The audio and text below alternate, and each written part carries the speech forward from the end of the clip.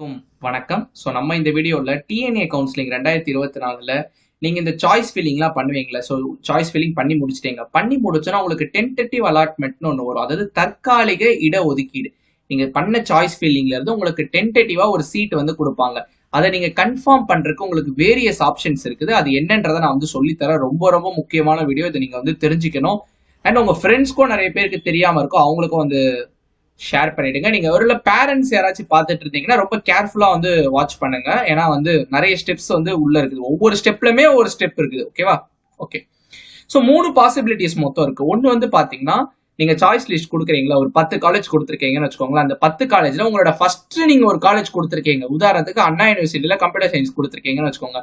அந்த ஃபர்ஸ்ட் சாய்ஸே கிடைச்சிருச்சுன்னா என்னென்ன ஆப்ஷன்ஸ்லாம் எனக்கு இருக்கு. ஓகேவா? அது ஒண்ணு.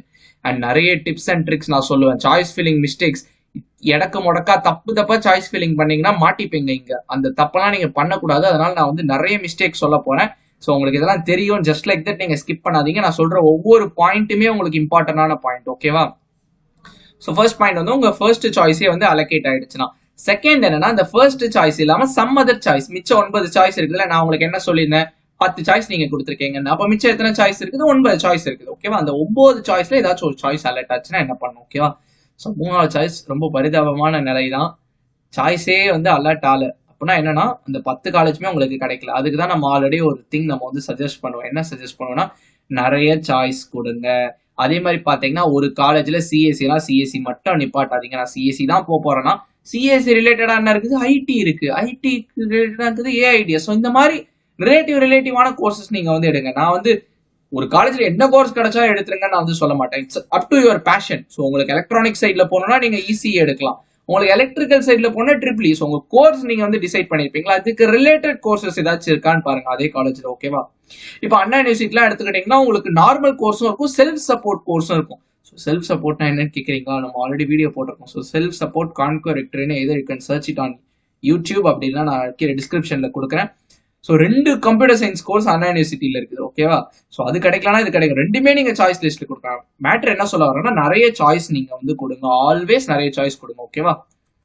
ஓகே. இப்போ ஃபர்ஸ்ட் சாய்ஸ் அலர்ட் ஆச்சுன்னா அதுல உங்களுக்கு 3 ஆப்ஷன்ஸ் இருக்குப்பா. ஸோ ஃபர்ஸ்ட் ஆப்ஷன் என்னன்னா, I accept and confirm the current allotment. இப்போ எனக்கு ஒரு அலாட்மெண்ட் வந்திருக்கலாம். அதாவது அண்ணா யூனிவர்சிட்டி சிஎஸ்சி எனக்கு வந்திருக்கு. அதான் என் ஃபர்ஸ்ட் சாய்ஸ். அதை நான் வந்து அக்செப்ட் பண்ணி கன்ஃபார்ம் பண்ணிடுறேன். இப்போ கன்ஃபார்ம் பண்ணோன்னா என்ன நடக்கும்னா, ப்ரொவிஷனல் அலாட்மெண்ட் வரும். அதாவது நிரந்தர இட ஒதுக்கீடு. அதாவது ஃபர்ஸ்ட் டென்டேட்டிவ் வருது, அது நீங்க கன்ஃபார்ம் பண்ணிட்டீங்கன்னா, அது இந்த ஃபர்ஸ்ட் சாய்ஸ்னா எனக்கு அன்எஸ்சிஎஸ்சி ஓகேப்பா நான் அக்செப்ட் பண்ணிட்டு நான் கன்ஃபார்ம் பண்ணிட்டேன்னா வித்தின் ஒரு நெக்ஸ்ட் டே உங்களுக்கு பாத்தீங்கன்னா ப்ரொவிஷனல் அலாட்மெண்ட் வந்து வந்துடும். அதுக்கு அடுத்து எந்த சேஞ்சுமே பண்ண முடியாது.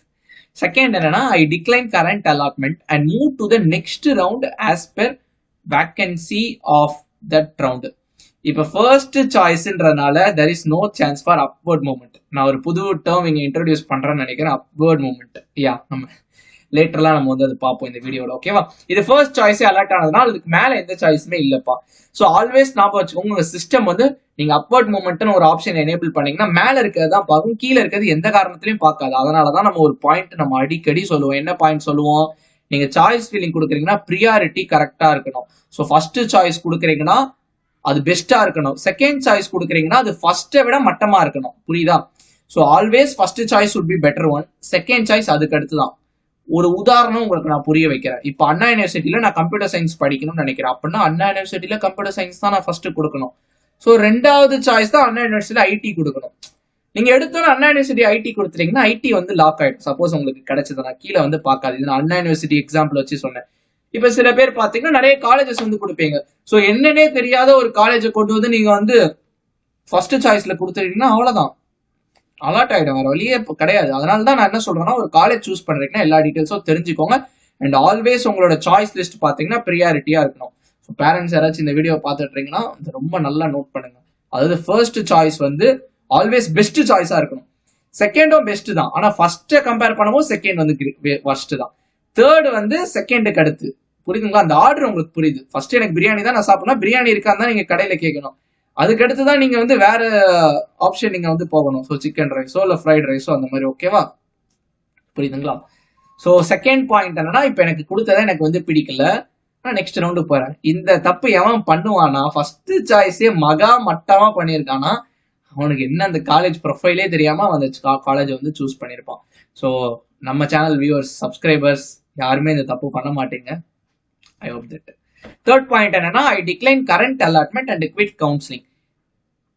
எனக்கு கவுன்சிலிங்கே வேணாம், நான் கரண்ட் அலாட்மெண்ட்டை கட் பண்ணிட்டு நான் போறேன். இது யாருன்னா, ஒன்னு மேனேஜ்மெண்ட் கோட்டால போயிருப்பான், இல்லைன்னா நீட் கிராக் பண்ணி மெடிக்கல் சைடு, இல்லைன்னா அவங்க வேற ஏதாச்சும் ஒரு லைன் வேற கோர்ஸ் எடுத்து ஏதாச்சும் காம்படிட்டிவ் எக்ஸாமோ அந்த மாதிரி எழுதுறவங்களா இருப்பாங்க. ஓகேவா?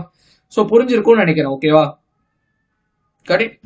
இப்போ வந்து சம்மதர் காலேஜ் வந்து அலர்ட் ஆச்சு, நான் ஃபர்ஸ்ட் சாய்ஸ் தவிர, நான் ஃபர்ஸ்ட் ஆரம்பத்தில் ஒரு அனாலஜி சொல்லியிருந்தேன். ஸோ 10 சாய்ஸ் கொடுத்துருக்கீங்க, அதுல செகண்ட் சாய்ஸ்ல இருந்து 10th சாய்ஸ் வரைக்கும் அலர்ட் ஆச்சுன்னா என்ன பண்ணுவோம்? ஸோ அதுதான் ஃபர்ஸ்ட். இது என்னன்னா, I accept and confirm the current allotment. இப்போ எனக்கு கொடுத்துருக்கதே நான் வந்து எடுத்துக்கிறேன். ஓகேவா? ஸோ செகண்ட் திங் என்னன்னா, ஐ அக்செப்ட் கரண்ட் அலாட்மெண்ட். எனக்கு கொடுத்ததை நான் வந்து ஏத்துக்கிறேன், இருந்தாலும் நான் அப்வர்ட் மூமெண்ட் நான் வந்து போறேன், இந்த up for upward movement. If allotted in upward movement I confirm. So நான் உங்களை என்ன சஜஸ்ட் பண்ணுவேன்னா, always go for the second one. ஏன்னா நமக்கு தான் தெரியுமே நம்ம எப்படி சாய்ஸ் ஃபீலிங் பண்ணிருக்கோம். ஃபர்ஸ்ட் சாய்ஸ் ஆல்வேஸ் பெட்டரா இருக்கும், செகண்ட் சாய்ஸ் அதை விட, தேர்ட் சாய்ஸ் அதை விட, அப்படியே பாத்தீங்கன்னா டிக்ரீசிங் ஆர்டர்ல தானே வருது உங்களுக்கு. ஸோ மேல இருக்கிறது ஆல்வேஸ் இப்போ உங்களுக்கு கிடைச்சிருக்கிறத விட பெட்டரா தான் இருக்கும். புரியுதா? இப்போ உங்களுக்கு 4வது சாய்ஸ் கிடைச்சிருக்குன்னு வச்சுக்கோங்க, அப்வர்ட் மூமெண்ட் என்ன பண்ணும், 3வது சாய்ஸை பார்க்கும், அது கிடைக்குதான்னு பார்க்கும். கிடைக்கலன்னா 2வது சாய்ஸ் பார்க்கும், அது கிடைக்குதான்னு பார்க்கும். அதுவும் என்ன 1வது சாய்ஸ் பார்க்கும், அதுவும் என்ன உங்களுக்கு இப்ப கிடைச்சதே கொடுத்துருவாங்க. அதான் செகண்ட் பாயிண்ட். கரண்ட் அலாட்மெண்ட் நான் வந்து ஏத்துக்கிறேன், இருந்தாலும் நான் அப்வர்ட் மூமெண்ட் நான் வந்து கொடுக்குறேன். அப்படி அப்வர்ட் மூமெண்ட்ல கிடைச்சா அதை நான் வந்து ஏத்துக்கிறேன், கிடைக்கலன்னா உங்களுக்கு ஆல்ரெடி உள்ள இதுவே இருக்கும். புரியுதா?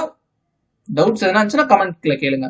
3வது பாயிண்ட் என்னன்னா, I decline current allotment and opt for upward moment. இது வந்து சாய்ஸ் ஃபில்லிங் தப்பா பண்ணவன், இல்ல ஏதாச்சும் தெரியாத காலேஜ் சாய்ஸ் லிஸ்ட்ல கொடுத்தவன் இந்த தப்பு பண்ணுவான். ஸோ என்ன, I always suggest you that ஒரே நேம்ல நிறைய காலேஜஸ் இருக்கும்பா. ஸோ இந்த மிஸ்டேக்கும் நிறைய பேர் வந்து பண்ணுவீங்க. இப்போ உதாரணத்துக்கு கான்குவெரிட்டரி காலேஜ் ஆஃப் இன்ஜினியரிங், அதே கான்குவெரிட்டரி காலேஜ் ஆஃப் இன்ஜினியரிங் நாளைக்கு மும்பைல ஒருத்தர் தொடங்கலாம், நாளைக்கு டெல்லியில ஒருத்தர் தொடங்கலாம். Just joking. நாளைக்கு கோயம்புத்தூர்ல ஒருத்தங்க தொடங்கலாம், ஒருத்தங்க நாளைக்கு திருச்சியில தொடங்கலாம், இல்ல ஒரே ரீஜன்ல கூட மல்டிபிள் நேம்ஸ்ல காலேஜ் இருக்கலாம். ஸோ அதனால நீங்க என்ன காலேஜ் நீங்க வந்து சூஸ் பண்றீங்களோ college code matters. Okay, college code note பண்ணிக்கோங்க. ஓகேவா? ஸோ தேர்ட் பாயிண்ட் என்னன்னா, அதாவது என்ன சொல்ல வரேன்னா, இப்போ எனக்கு கொடுத்துருக்கிறது எனக்கு வேணாம், எனக்கு 4வது சாய்ஸ் அலர்ட் ஆயிருக்குன்னு நான் சொன்னேன்ல, அந்த 4வது சாய்ஸ் எனக்கு வேணாம், நான் அப்வர்ட் மூமெண்ட் போறேன்.